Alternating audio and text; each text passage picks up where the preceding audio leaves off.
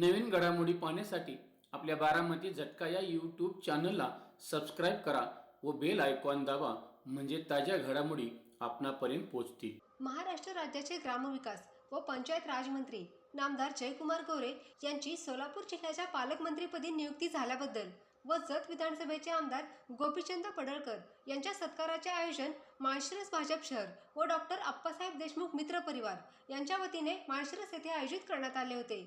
तसेच यावेळी माळशिरस नगरपंचायतीच्या विविध वाहनांचा लोकार्पण सोहळा माढा लोकसभेचे कार्यतत्पर व पाणीदार माजी खासदार रणजितसिंह नाईक निंबाळकर व भाजपा युवा मोर्चाचे राष्ट्रीय उपाध्यक्ष तथा माळशिरस विधानसभेचे लोकप्रिय दमदार माजी आमदार राम सातपुते यांच्या प्रमुख उपस्थितीत संपन्न झाला। यावेळी उपस्थित सर्व मान्यवरांचे जेसीबी मधून पुष्पवृष्टी करून हलगीच्या निनादात जंगी स्वागत करण्यात आले।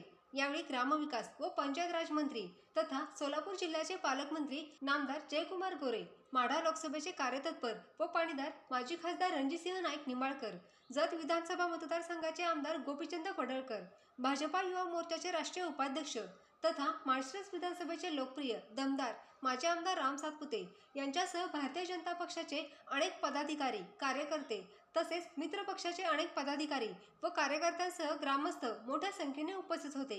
यावेळी जय मल्हार क्रांती संघटनेचे सोलापूर जिल्हाध्यक्ष काकासाहेब जाधव बोलताना म्हणाले, आज आपल्या माळशिरस शहरामध्ये माननीय श्री आप्पासाहेब देशमुख साहेब माजी नगराध्यक्ष माळशिरस यांच्या मित्रमंडळाच्या वतीनं तसेच भारतीय जनता पार्टी माळशिरस शहर यांच्या वतीनं या ठिकाणी महाराष्ट्र राज्याचे कॅबिनेट मंत्री आदरणीय जयकुमार गोरे साहेब, ग्रामविकास व पंचायत समिती राज्यमंत्री महाराष्ट्र राज्य, तसेच माननीय आमदार श्री गोपीचंदजी पडळकर साहेब जत विधानसभा यांचा या ठिकाणी सन्मान सोहळा आयोजित केलेला आहे।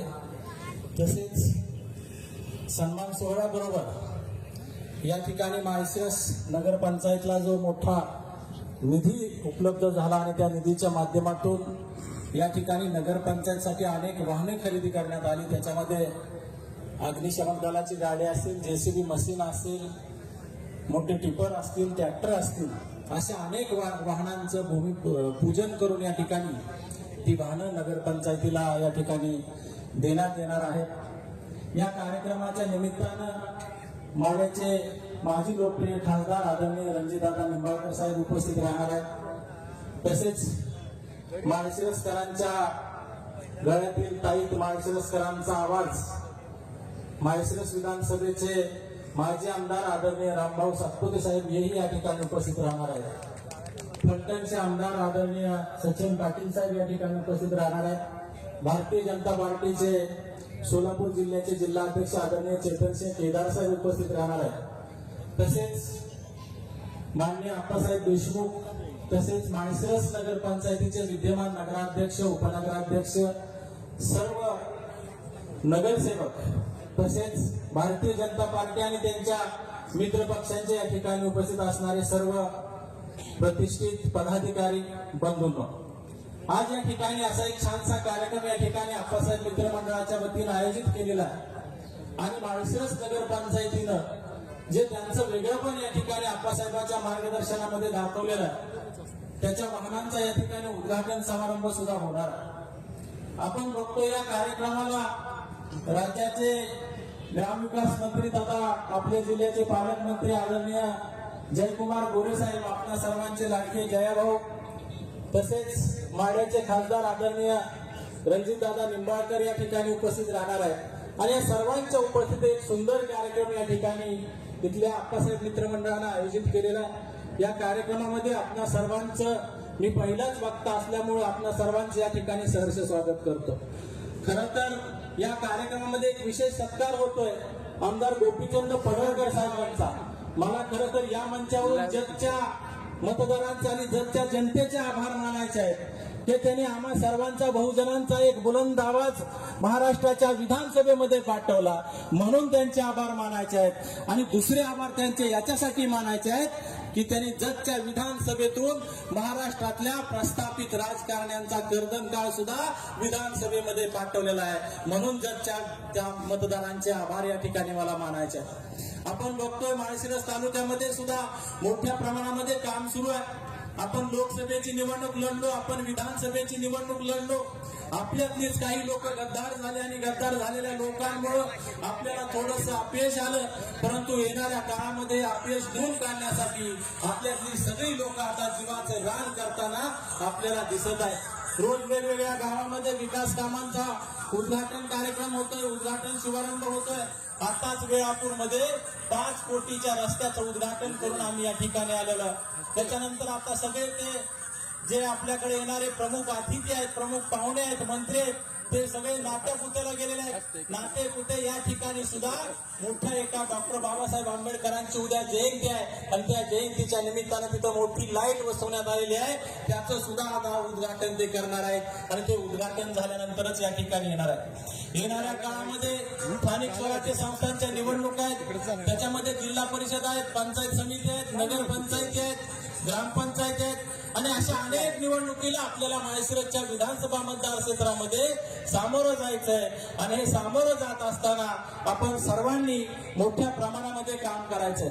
आपल्याकडे निधीची कमतरता नाही, आपल्याकडे विकासाची कमतरता नाही. आपण बघतोय अनेक ठिकाणी पाण्याचे प्रश्न होते.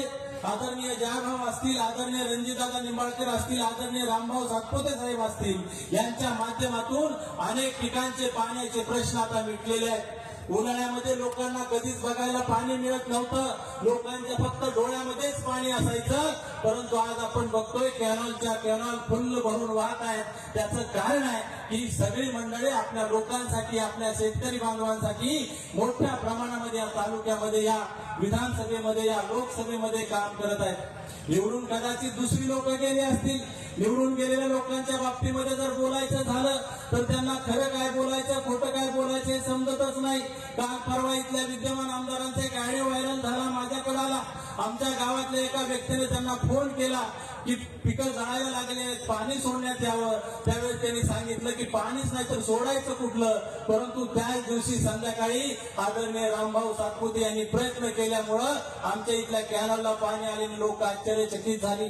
सगळ्यांच्या स्टेटसला रामभाऊंचे फोटो, सगळ्यांच्या स्टेटसला पाण्याचे फोटो.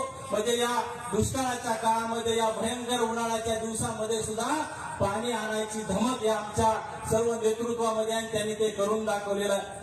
आमदारांनी खोटं बोलायचं नसतं, खासदारांनी खोटं बोलायचं नसतं. जनतेला जो शब्द दिलेला असतो तो तंतोतंत पाळायचा असतो. परंतु मी पाठीमागे कचरेवाडीमध्ये बोललो होतो की विद्यमान आमदारांचा खोटं बोलण्यामध्ये प्रथम क्रमांक आहे महाराष्ट्रामध्ये. त्याचं काय कारण आहे? कारण निवडणूक झाल्याने, निवडणूक ज्या दिवशी झाली त्या दिवशी वेळापूरच्या पालखी मैदानामध्ये एक मोठी सभा झाली आणि त्या सभेमध्ये त्यांनी कबूल केलं की महाराष्ट्रामधल्या सगळ्याच लोकांची जशी दानादान उडली तशी माळशिरसमध्ये सुद्धा लाडक्या बहिणींनी आमची दानादान उडवली. म्हणजे त्यांनी त्यावेळेस त्यांचं कारण दिलं होतं कमी लीड येण्याचं की लाडक्या बहीण योजनेमुळे आम्हाला मतं कमी पडलेले आहेत, आमची दानादान उडालेले आहे, आम्हाला पोलिंग बूथवरती, आत्मतमोजणी बूथवरती घाम पुसावा लागला. त्याचं कारण त्यांनी दिलं की लाडकी बहीण योजना आहे म्हणून. आणि 4 दिवसामध्ये काय चमत्कार झाला काय माहित. ते म्हणे लागले लीड कमी आलंय, त्याचं कारण ईव्हीएम मशीन आहे. आणि ईव्हीएम मशीनचा मुद्दा घेऊन त्यांनी आंदोलन उभा केलं. आंदोलन उभा केल्यानंतर पहिल्यांदा आम्हाला सांगितलं की 5 जानेवारीला उद्धव ठाकरे मार्केटवाडीला येणार आहेत. पुन्हा सांगितलं 10 जानेवारीला राहुल गांधी आणि केजरीवाल त्या ठिकाणी येणार आहेत. पुन्हा सांगितलं 23 जानेवारीला दिल्लीमध्ये जाणार आहे आणि दिल्लीमध्ये जाऊन निवडणूक आयोगाकडे स्वतःचा आमदारकीचा राजीनामा देणार आहे. पुन्हा सांगितलं 25 जानेवारीला दिल्लीमध्ये निवडणूक आयोगाच्या कार्यालयासमोर ईव्हीएम मशीनच्या विरोधामध्ये आंदोलन उपोषण करणार आहे. आणि शेवटी आम्हाला सांगितलं की 19 फेब्रुवारीला छत्रपती शिवाजी महाराजांची जयंती आहे आणि त्या जयंतीचं औचित्य साधून मार्कडवाडी ते मंत्रालय मोठा लॉंग मार्च काढणार आहे. इथं बसलेली सगळी लोक माळशिरस तालुक्यातले आहेत. इथं बसलेले पैकी काही मार्कडवाडीची सुद्धा असतील, त्याच्या आसपासच्या शेजारच्या गावातील असतील. त्यांना मला विचारायचंय काय 5 जानेवारीला उद्धव साहेब मार्कडवाडीला आले, काय 10 जानेवारीला राहुल गांधी आणि केजरीवाल मार्कडवाडीला आले, काय 23 जानेवारीला जाऊन दिल्लीमध्ये राजीनामा दिला. काय 25 जानेवारीला जाऊन उपोषण केलं, काय 19 फेब्रुवारीला आंदोलन केलं, लॉंग मार्च काढला? काहीच नाही.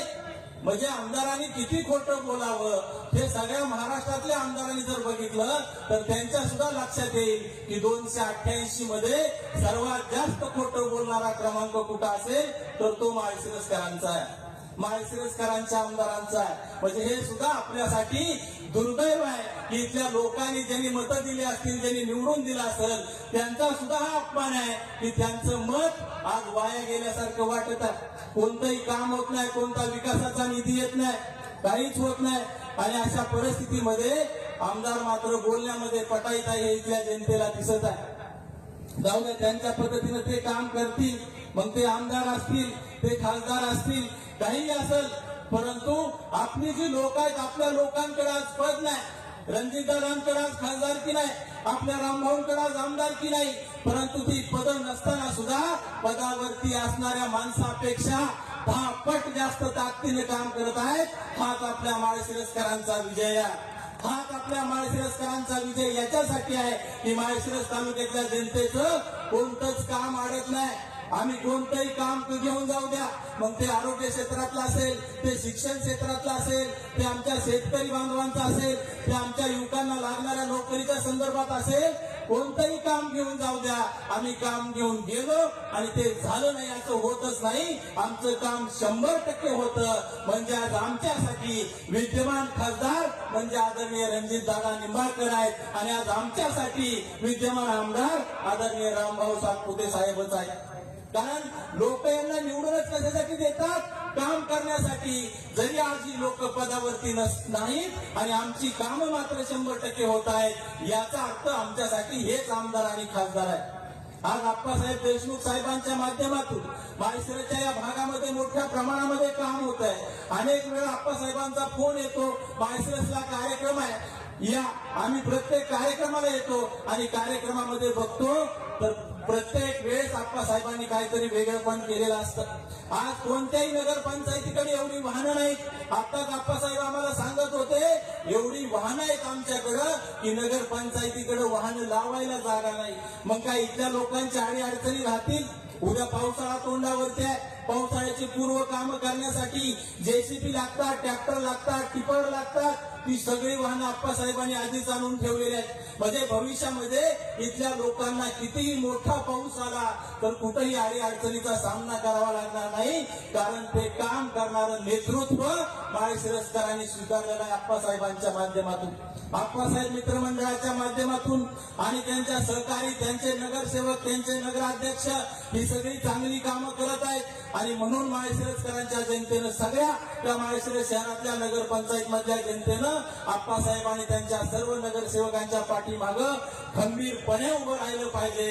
ज्यावेळेस सगळी जनता तिथल्या नेतृत्वाच्या पाठीमागं उभा राहते त्यावेळेस नेतृत्व सुद्धा तेवढ्याच ताकदीनं काम करतं. आणि तुम्हा माळशिरसकरांना जे नेतृत्व मिळालं आहे आप्पासाहेबांच्या रूपानं, ते निश्चितच एक चांगलं ध्येय, चांगलं उद्दिष्ट घेऊन काम करणारा माणूस म्हणून या ठिकाणी तुम्ही सर्वांनी त्यांना स्वीकारलेला आहे. आणि याच आप्पासाहेबांच्या माध्यमातून येणाऱ्या काळामध्ये आपल्याला माळशिरस विधानसभा क्षेत्रामध्ये सुद्धा मोठं काम करायचंय. रामभाऊ सातपुते साहेब असतील, आप्पासाहेब असतील, रणजितदादा निंबाळकर असतील, जयकुमार गोरे असतील, भारतीय जनता पार्टीचे सगळे कार्यकर्ते पदाधिकारी असतील, त्यांचे मित्र पक्ष जे आहेत महायुतीतले, त्या सर्व महायुतीतल्या घटक पक्षांना सुद्धा सोबत घेऊन मोठ्या प्रमाणामध्ये काम करायचं. मी एक उदाहरण तुम्हाला सांगणार आहे की मी माझी ओळख या ठिकाणी करून देत असताना सांगितलं की जय मल्हार क्रांती संघटनेचे जिल्हाध्यक्ष, ही जय मल्हार क्रांती संघटना जी आहे, ही जय मल्हार क्रांती संघटना महायुतीमध्ये घटक पक्ष म्हणून काम करत आहे. आणि या जय मल्हार क्रांती संघटनेचे राष्ट्रीय अध्यक्ष आदरणीय दौलत नाना शितोळे साहेब यांच्या मार्गदर्शनामध्ये काम करत आहेत.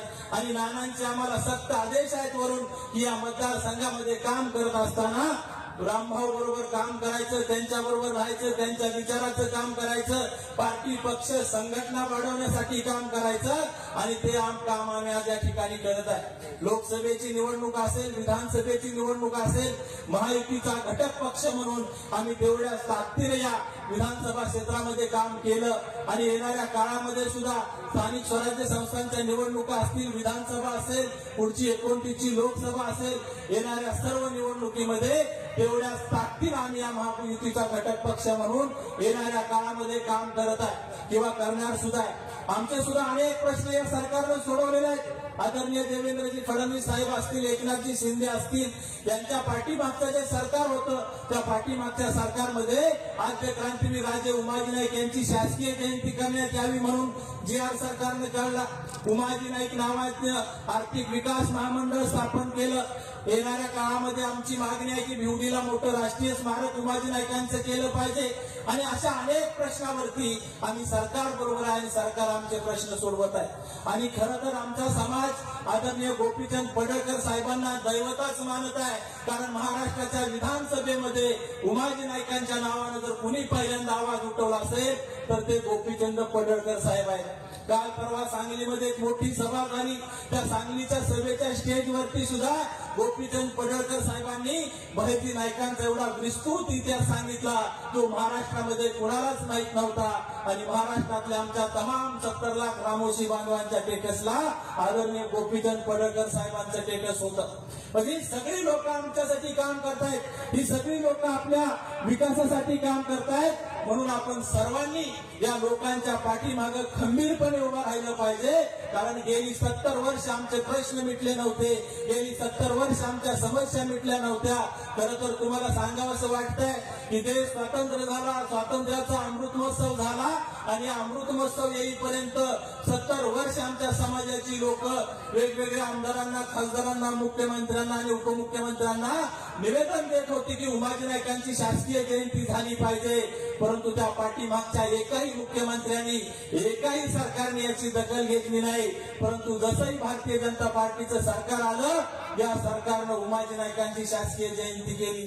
जसंही भारतीय जनता पार्टी महायुतीचं सरकार आलं, त्याने तात्काळ GR काढला की आद्य क्रांतीवीर राजे उमाजी नाईक आर्थिक विकास महामंडळ स्थापन झालं आणि रामोशी जातीतील, रामोशी समाजातील अनेक युवकांना उद्योग व्यवसाय करण्यासाठी, नोकरी करण्यासाठी, शिक्षण घेण्यासाठी त्या ठिकाणी कर्ज योजना सुरू झाल्या.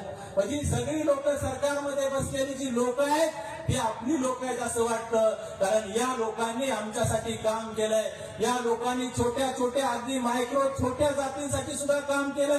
काल परवा गोंधळी समाजासाठी आर्थिक विकास महामंडळ काढलं, त्याच्या अगोदर होलार समाजासाठी आर्थिक विकास महामंडळ काढलं. म्हणजे अनेक जातींच्या युवकांना रोजगार उपलब्ध करण्यासाठी, त्यांना शिक्षण घेण्यासाठी आता कर्ज मिळू शकते आणि त्याच्या माध्यमातून अनेक बेरोजगार लोक, सुशिक्षित बेरोजगार लोक व्यवसाय करू शकतात. याच्यासाठी सुद्धा हे सरकार काम करत आहे. येणाऱ्या काळामध्ये सरकारच्या अनेक योजना आहेत. खरं तर आपल्या पक्षाच्या माध्यमातून या ठिकाणी योजना दूत म्हणून सुद्धा काम करतात, सरकारच्या योजना दूत म्हणून काम करतात.